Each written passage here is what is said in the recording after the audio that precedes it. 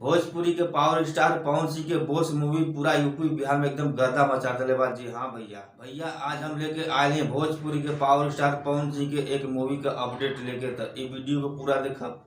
नमस्कार भैया, हम लोग कुछ गुण आप सब लोग के अपन DRL एंटरटेनमेंट में स्वागत करत बानी।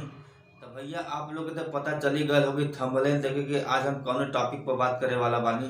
तो ये वीडियो को पूरा देखब, अगर अच्छा लगी तो एक लाइक जरूर करब।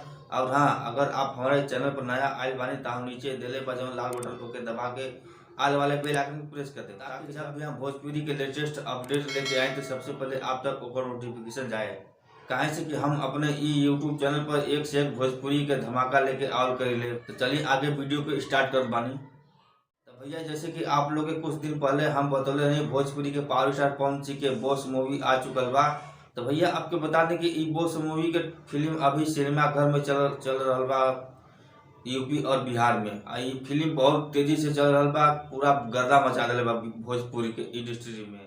और ई मूवी में बता दें कि पवन सिंह के साथ हीरोइन कौन बानी, काजल राघवानी है और आरसी और एक चांदनी सिंह, भोजपुरी एक्टर चांदनी सिंह भी है ई मूवी में।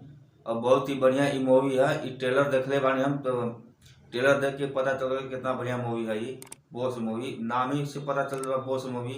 आपको बता दें कि ये मूवी के एगो गाना भी हम लेके आए बनी, जमुना गाना के नाम बा मुलाकात करेगा।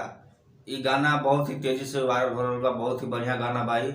अगर आप अभी तक ये गाना के नहीं देख ले तो ये गाना के लिंक अपने वीडियो के डिस्क्रिप्शन में दे दे बानी, आप जाकर वो गाना के देख सकीले।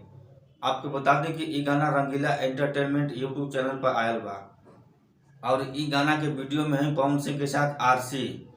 तो चलिए आज के ई वीडियो के यहीं पर समाप्त कर बानी। अगर अच्छा लगा हो तो एक लाइक जरूर करब। और हाँ, जाते जाते चैनल के सब्सक्राइब जरूर कर लें, ताकि हम जब भी कोई नया अपडेट लेके आए भोजपुरी के तो सबसे पहले आप तक ओकर नोटिफिकेशन जाए।